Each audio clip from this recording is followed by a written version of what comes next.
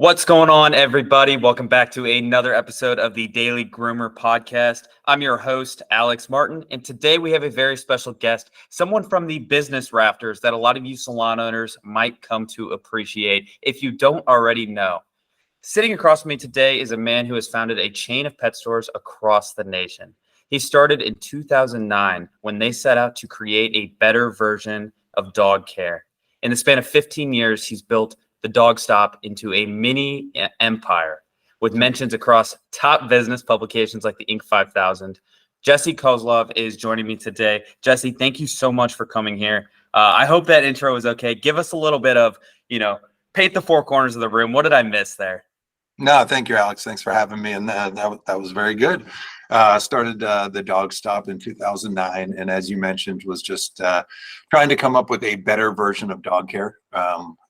Myself as a dog owner, there were a lot of things that were left to be desired for me, and family and friends and other dog owners kind of echoed those. So started out just trying to improve upon the transparency, customer service, and then combining all the services under one roof. There were lots of standalone, groomers and daycares and boardings that I really liked, but it wasn't all that convenient to be driving all over town to satisfy my dog care needs. So put them all under one roof. That was kind of the inspiration for the Dog Stop: daycare, boarding, grooming, obedience, retail, and in-home services, all out of one brick and mortar facility.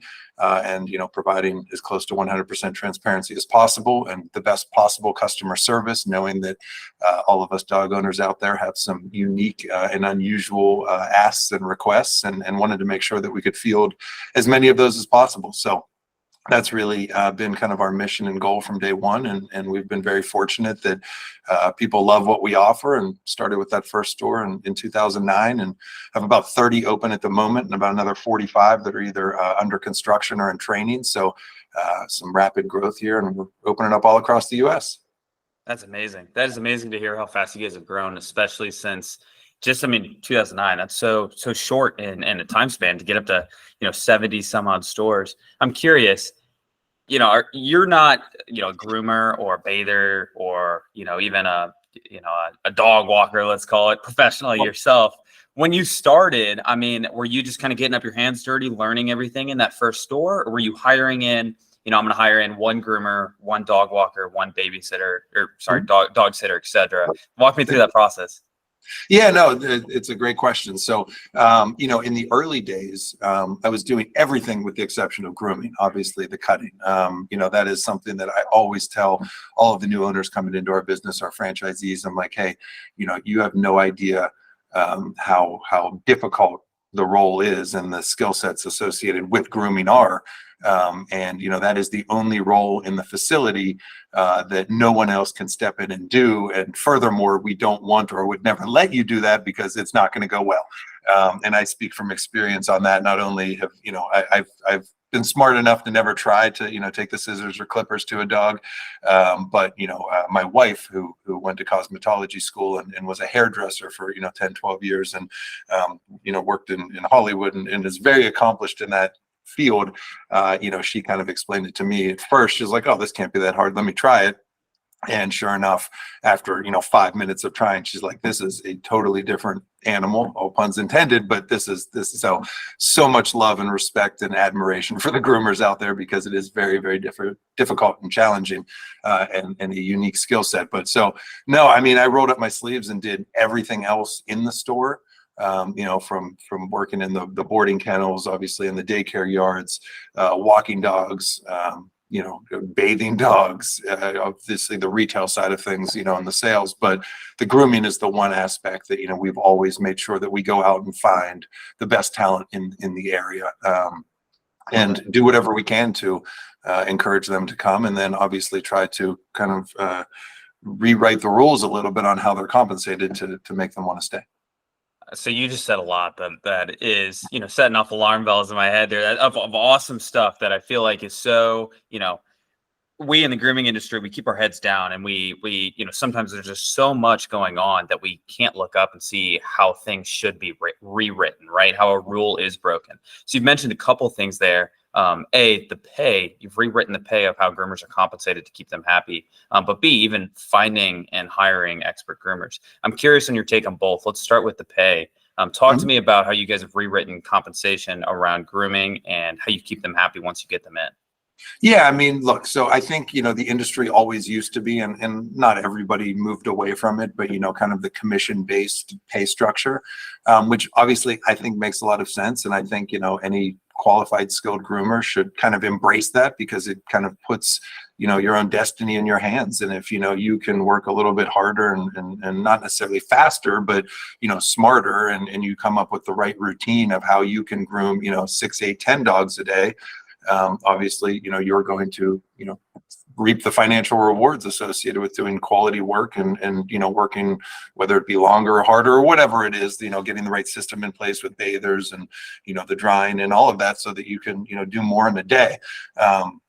I think when the PetSmarts and Petcos kind of came into the industry, they tried to, businessify the skillful art, which is grooming, and, started paying people hourly and things like that. And, there's just not a lot of incentive. It doesn't matter if you groom 2 dogs a day or 20 dogs a day, you're getting paid the same amount. And they weren't really wages that I think were reflective, again, of the skill level that is present there. And, they looked at it as, okay, you don't want the $20 an hour job. We'll find somebody else who does. But then you end up with, that's why when you go to a Petco or PetSmart, and I hate to throw them under the bus, there's lots of talented. I mean, you're dead on. But you get a lot of like, oh, we shaved your dog. It's right. Like everything. You want the 3, 4, the 5 blade on your dog. There's no scissoring. There's no taking into, the hundreds of different breeds. There's nothing happening there other than just, we're going to buzz your dog down and here you go. Absolutely. Which is obviously not what grooming's about, and can, kind of deter or negatively impact the confidence of a consumer that they can get a good haircut, and, where do they Sure. go? And so, we've tried to always, empower the groomers by obviously giving them the commission, and based on their skill level, somewhere in that 40, 50, 60, sometimes even 70%, to them based on their abilities. And then, I also believe in, just like any other employees in the store, they should be entitled to paid time off. Everybody deserves a nice, vacation and should get paid for that time. And just because you're in a commission-based industry doesn't mean that you should be, sitting there on vacation worried because you're not making money when you could be if you were working. Health benefits, I think that's very important. As we know, there's a lot of, hazards of the job that come along with grooming, whether that be the dogs trying to bite you or, the sharp instruments that you're working with. And, it's very physically taxing. You're wrestling dogs basically all day long, whether they're in the tub or on the table, or getting them in and out of both.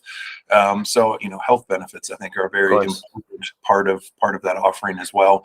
And then retirement. At the end of the day, nobody's going to do what they're doing forever. So we believe in, 401k matching and working through and developing the right type of retirement plan for each individual's.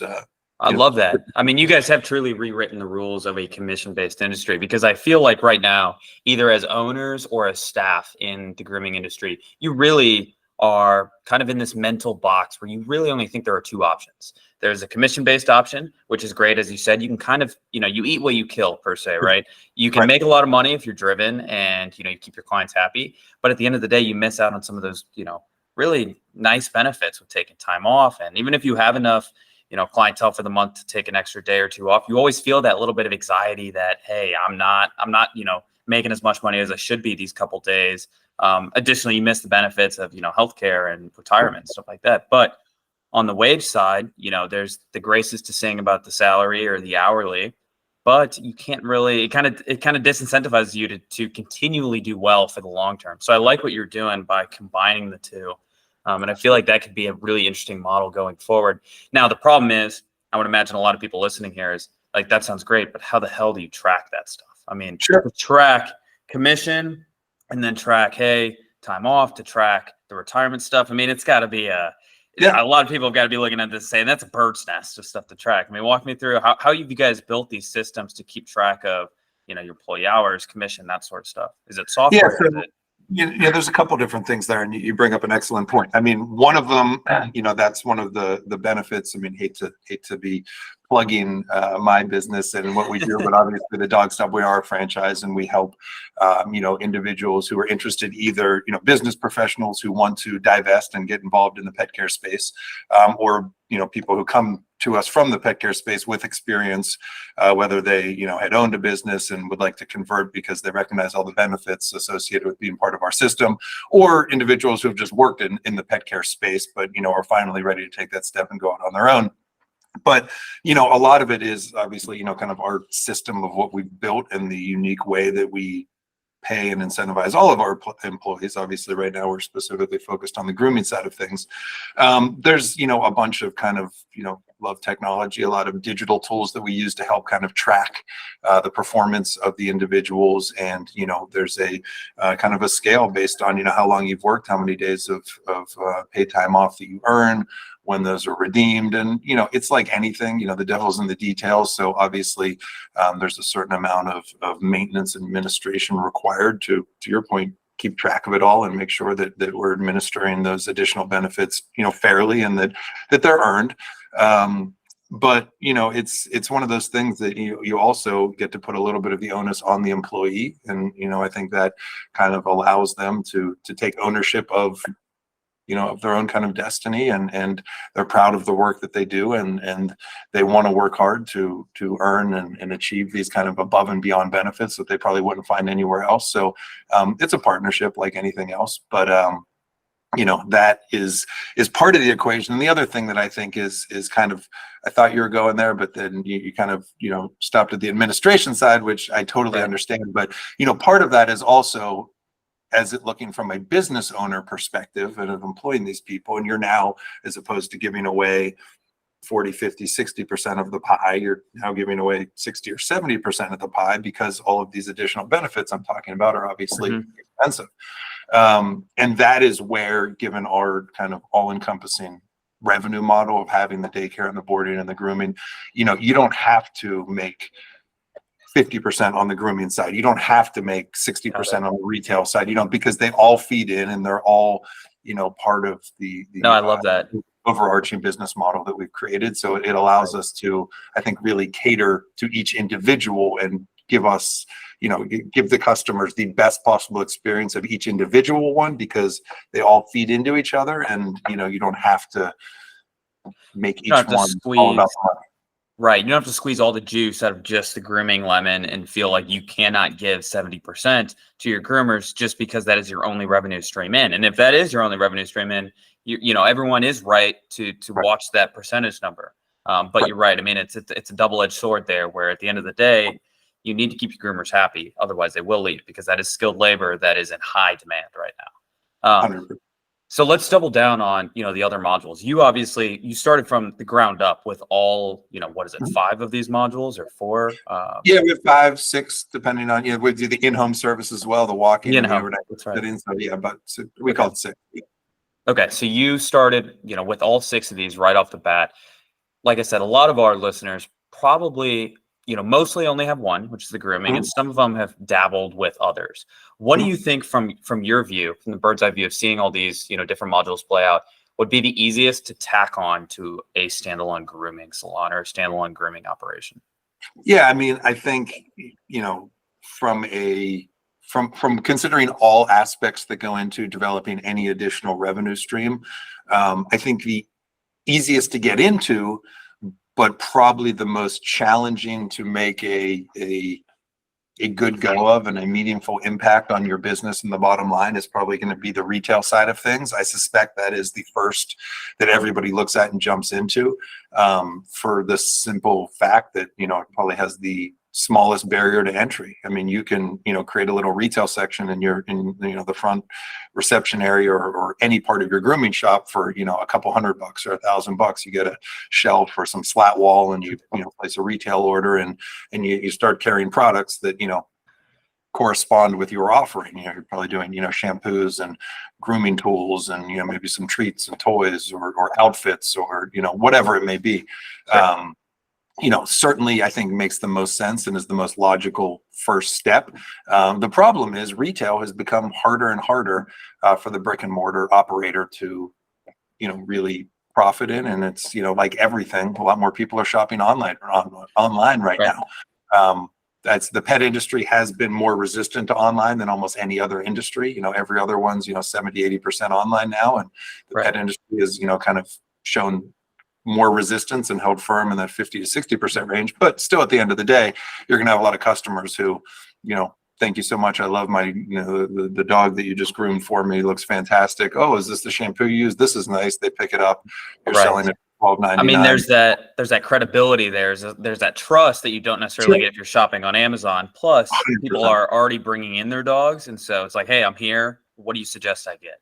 Yep. No, without a doubt. And that's the big opportunity. So the way that you overcome that and that you tackle this kind of hurdle or obstacle is exactly what you said. It's just all about communicating, and it's not sales. I always say to people, you don't need to be salesy. You just need to talk to them about their dog and understand where the challenges are, where the pain points are, and then let them know what you have and how it solves whatever that problem is. And, people, they want to help their dog. They want to support their local business, and they're going to, believe and trust in you as the kind of educational source for that information, assuming the product that you've delivered to them, both through the customer service and the service being the dog groom was up to their standards. And now you have an open eye and an open ear and that window into whatever that additional service may be.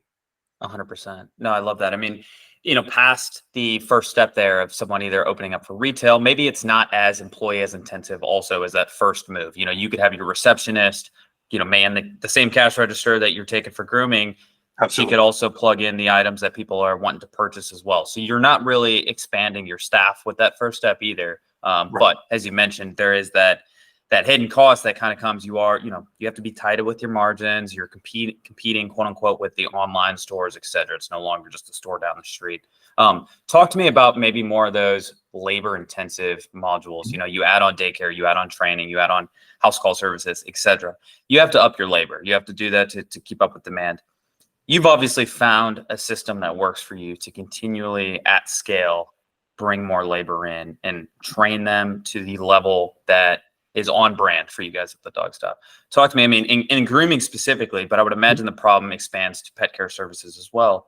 Mm-hmm. Skilled labor is hard to find. It's in tight demand. It requires top-notch quality, and it requires people that care because these are somebody's pets. So how do you find, it can either be groomers or just pet care professionals in general.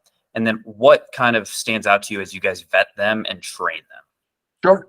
Yeah, it's a really good question, and one that I think is kind of global at the moment. Everybody is competing for good employees, and the grooming is extremely unique because it is such a dedicated and unique skill set that you're not gonna I cringe when I hear about these places that it's like, oh, you want to be a groomer, we'll put you through a 6-week course and you're ready to go. I mean, anybody who knows that's great. You can probably bathe the dog really well and give a dog a clipper cut, but you're not going to be proficient in 95% of the breeds and the type of cut. I mean, it's just a ridiculous thing to offer. Oh, and yeah. say. So taking grooming out of it, when you start talking about all the other revenue streams and sources, the daycare, the boarding, the obedience training, which again is certainly more unique and a more tailored focused skill set, closer to grooming. But we're fortunate. I always say, if you're operating any business that is paying hourly employees, we'll call it that $15 to $25 an hour portion of the workforce. So we're talking about restaurants and retail stores and all the other hourly employers out there. We're fortunate in the pet care space because we have a better hook, I would say, than any of them, and that is the dogs. And you get people who are there and they recognize the non-monetary rewards of getting to do something that they actually care about and they're passionate about. They get to bring their dog to work. They get to be with other dogs. They get to be with other dog lovers. So for a certain, subset of the population, and I think it's actually growing because people are realizing I'd rather be with dogs than people. And, there's all kinds of other good things there. But so I'd say we definitely have a bit of a leg up and a better hook than, Sure. Others in competing spaces. Absolutely. But at the end of the day, it's still, I tell I'm very transparent and honest with all of the franchisees that come into this. Managing labor and your workforce is going to be the most challenging, difficult part of any business, and ours is not unique. So that is a challenge. We've actually found, because we're a bit different at the dog stop, and again, trying to create a better version of dog care. Part of that is, let's not start with what it was and try to make it better. Let's start from scratch and just actually make it better. So we have found that, not to say that we won't bring in people and kind of retrain them and teach them what we consider to be the right way to do things, but it's like anything.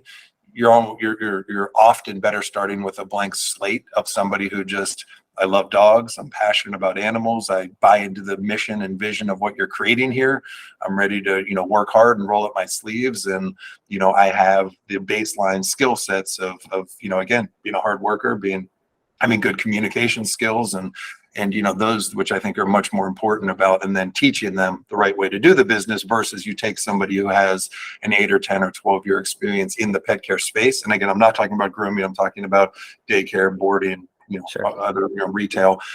You end up spending more time trying to untrain people of their bad habits, you're right, imprinting the good ones. So we've developed a really, really thorough program, online training, to teach everyone what they need to know and how they need to do it. And we're proud to say we are the first and only fear-free certified franchise system. So that's a big part of it as well. At the end of the day, it's got to be all about the dogs. Yeah, and I did actually see that on your website, and that was one thing I had a question for you about. Talk to us a little bit about that fear-free system, what that means, how you implemented it, and for the owners out there, what can we do to actually embrace that and implement that in our own salons? Yeah, I mean, it's available to everyone. I highly encourage everyone to look into it and join the system. Fear Free, it started off more specifically tailored toward the veterinary side of things, and as most people kind of know and appreciate, most dogs or animals in general don't love going to the vet, and it's a source of a lot of anxiety, both for the humans and the vets. But Fear Free started with the mission of just trying to improve the experience for animals when they go to the vet and make it as fear-free as possible. And they developed an incredible program with an amazing group of veterinarians and support staff over there, who really helped kind of transform the way that veterinarians who participate in the program run their practice. Everything from the intake to where the animals are waiting, to even the chemicals that are used, and just the whole entire process to make it as fear-free as possible for the animals. They've then since expanded and opened up the offering to others in the pet care space, including daycares and boarding facilities and grooming shops and trainers, and just making sure that everything is fear-free and positive reinforcement based, and it is the best possible environment for the dogs and cats and any other animals that would make sense for your business. But we were very fortunate. We have our director of dog training and dog care, Brett Reynolds. He's an incredibly accomplished a dog trainer, but he has established the relationship and has operated underneath the fear-free principles within the training discipline, and then reached out to them and said, hey, everything that I have built here at the dog stop mirrors exactly what you guys are pushing out in your new quest to expand this to the pet care space, and we want to become the first fear-free certified facility. We're going to have all of our franchisees go through this, everybody at their stores, and now every dog stop is fear-free certified, and we're really proud about that. That's awesome. And that's right now a really good call out to maybe something that's a little bit not talked about or not shown on enough, especially within grooming, is everyone wants to make it better for the dogs. You've seen cage free and stuff like that come along through the grooming space, but going even a step further and doing a lot of those practices that you talk about, that fear-free enables in the veterinary space, I mean, it's huge, and it applies to all the pet care services. I want to take us back to, I believe, and you tell me if I'm wrong, when you had your first store or first couple stores, they were not franchises. They were that traditional flagship model, and then you ended up franchising them. I've heard from multiple people in our audience, from multiple salon owners that I'm friends with, the hardest step is going from 1 to 2, it seems. Talk to me about, going from 1 to 2, and after that, we'll wrap on going from, those first few to the franchise model. But when you had your first, the first ever dog stop, when did you know it was time to go to two, and how did you actually go about doing that? Yeah, it's a really good question. It's one that, I still kind of look back on, and think about the younger version of myself, and, think like, wow, that was, you were lucky. Like, that worked. I don't know how it worked, but that worked. So yeah, I mean, the biggest, in my personal opinion, and from what I experienced, when you start your first business, this is a whole tangent, and I'll try to keep it short, but this is something that I talk to all incoming franchisees about, even when they're considering the business. And that is that everybody thinks they want to be an entrepreneur. Everybody thinks they want to open their own business. And you can see the statistics out there of people who open their own business in whatever the space may be. The failure rates are much, much greater than the success rates, unfortunately. And that is, I believe, because, the old saying that, entrepreneurs are those people who work, 90 to 100 hours a week so that they don't have to work 40 hours a week. And it's really true. And anybody who laughs at that, I mean, that may not be the case when you look at people who have been in business for 5, 10, 20 years and they've kind of made it to where they want to be. But those first 18 months, 2 years, 3 years, 4 years, it is, 100 hours a week. It is, sleeping at your place of business. It is, you are the business. And I think a lot of people try to avoid that. And I think that's often why it doesn't work out. And, it's They romanticize it. Yeah, it's an overwhelming amount of stress and energy, and just not a lot of people have the bandwidth for that. And, I think most people need that. It's 5 o'clock. I'm not thinking about this again until 9 o'clock the next day, or it's 5 o'clock on a Friday. I have 48 hours until I have to think about this again. It's 24/7, 365, and it's 2 times as intense as anything you've ever done if you haven't owned your own business. So that, I think, should, in theory, disqualify 90% of people. And with us in the pet space, we have the added difficulty, which is the dogs. So it's going to force people, or the cats, or whatever the passion may be, and that forces people to overlook a lot of red flags that I think with any other business. That's what I always say to people. I'm like, all these things I'm telling you, pretend dogs weren't in the equation. Imagine if this was a pizza shop, or a transmission shop, or a massage business. Like, would you still want to do this? And if you can honestly say yes, then okay, let's keep talking. But if you took away your passion part of this, and because also what I'm sure you hear from and you see, and I see it all the time, is really skilled, talented people who are groomers or trainers, and everybody tells them, you should open up your own shop. You should open up your own shop. Once they go do it, and once they start to have to absorb all of the stresses of being the business owner, whether it be insurance or employees or the real estate or the taxes or the everything that goes into running a business, the marketing and the customer service, they start to lose the passion for what they used to be so good and talented at, because that's only 50% of what you do now. And the other 50% of it can totally, ruin that real love and joy and passion. So it's an important thing just to be aware of. I don't ever want someone to jump into something and not be eyes wide open and ruin that something that you love and you're so good at, because this seems like a good idea and I could do better not having to work for somebody else. There's more to it than that. But I know that sorry, that was a bit of a tangent. I mean, that was great. That was phenomenal, because you were dead on. The amount of, world-class, award-winning groomers out there that get told on a daily basis that they should go open up their own salon it's unbelievable. And you're right. I mean, the one thing you just have to be cautious about is you are so good at that thing because that is your passion. You are not dealing with taxes and payroll and all the sorts of stuff that comes with actually managing people and growing a business. And so sometimes it's okay to just do that in-house for somebody else. I mean, you get to keep your passion. You still make great money. I mean, all sorts of stuff like that. So it's not for everybody. And you're 100% focused on that thing that you're so good at and passionate about. As soon as 100%, you only have 40% of your focus to apply to that, and 60% to all these other things that you actually hate doing. Is that really what you want? Yeah, right, exactly. But nobody wants to think about that. Right. Okay. So that first store, I mean, you jumped in. You said you got a little bit lucky. When you jumped to that second, I mean, what was it? The demand that you're like, wow, I actually need a second one. This is crazy. That is what led me to doing it. It was partly because we opened up the first store and we had such an overwhelming response from the community. And,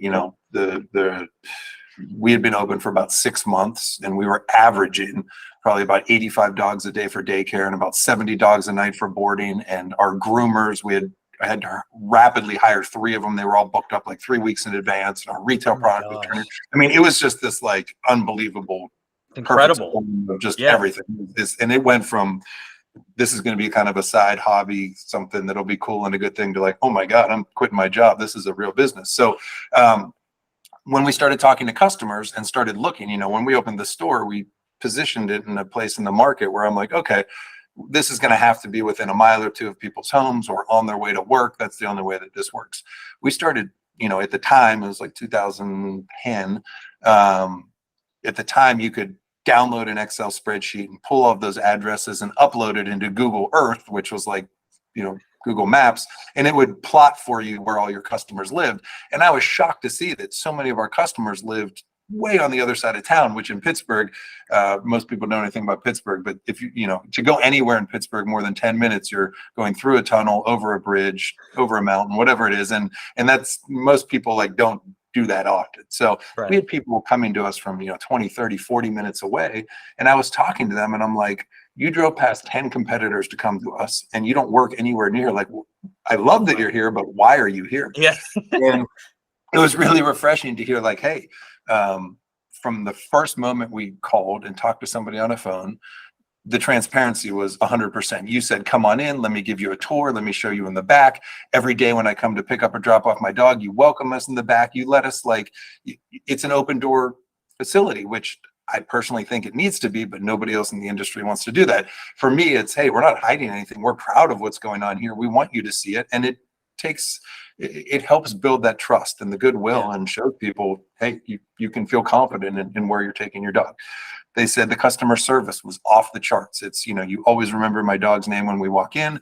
We've had some outrageous requests. You've never said no. Maybe you've had to modify them a little bit to work for everybody. But, if we're running late, you stay open. If we need to drop off early, you're here. If it's whatever we need, you have proven time and time again that you are here to help us.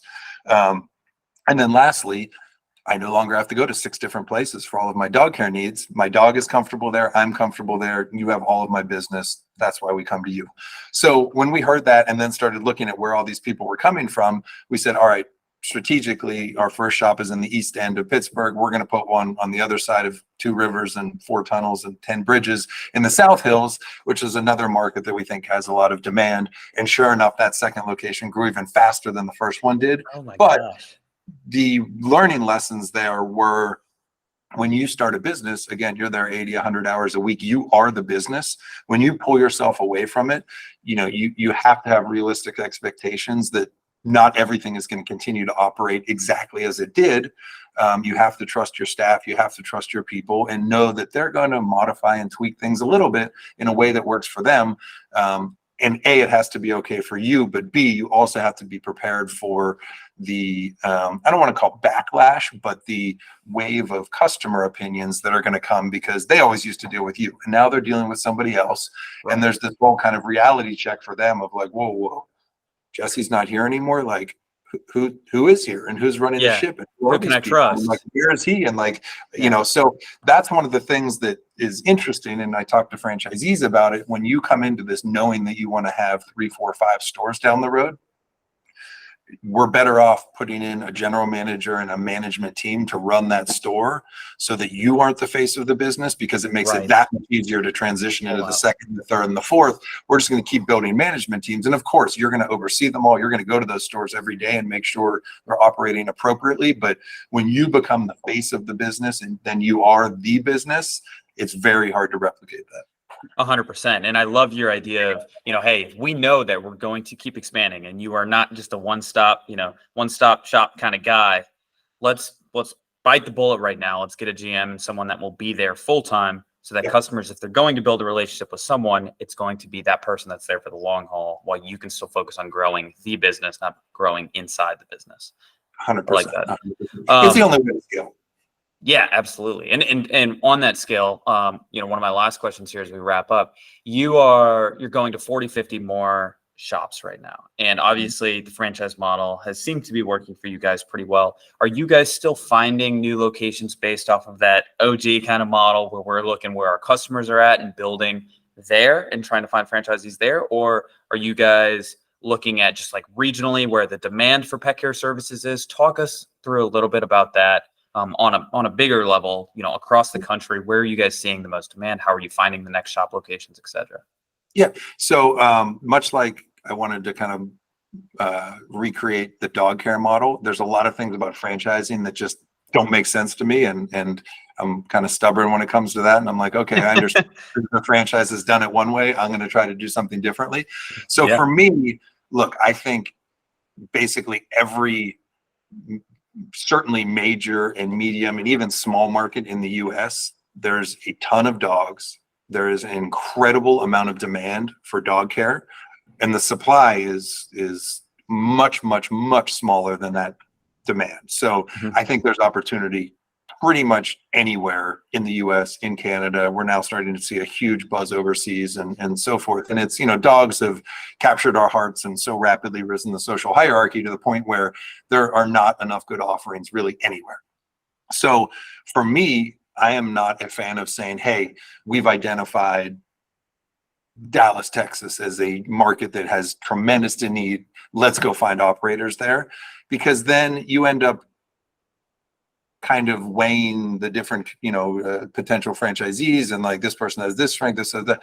I prefer to put our offering out there and we find the best possible operators who we know are going to find success running our business model and buy into what we're doing and why we do it and how we do it, and have the management ability and capital. We have to be honest here. Any business requires capital, and how much ever you think it's going to cost, let's double that number and then still hope that's enough.